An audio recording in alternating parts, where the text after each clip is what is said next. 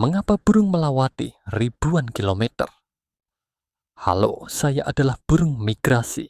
Setiap tahun, saya dan teman-teman terbang ribuan kilometer dari tempat bersarang kita ke tempat yang lebih hangat. Pagi hari, saya bangun saat matahari terbit. Saya merentangkan sayap lebar-lebar dan merasakan angin segar di bulu saya. Hari-hari saya dipenuhi dengan penerbangan. Kami terbang tinggi di langit biru, mencari makanan di ladang dan sungai.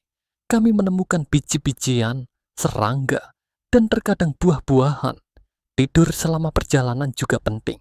Kami harus mencari tempat yang aman untuk beristirahat. Setiap beberapa hari, kami berkumpul dan terbang bersamaan. Suara kami bergaung di udara, membawa semangat satu sama lain. Sore hari, saya merasa lelah tetapi senang. Kami hingga akhir perjalanan justru bertemu dengan teman baru dari spesies lain. Saat musim dingin mendekat, kami terus terbang sambil menikmati keindahan alam. Terkadang, kami harus menghadapi hujan atau angin kencang, tetapi kami saling membantu.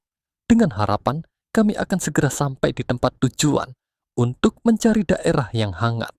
Migrasi bukan hanya tentang mencari cuaca yang lebih baik, tetapi juga tentang perjalanan dan persahabatan. Kami adalah burung yang tidak kenal lelah.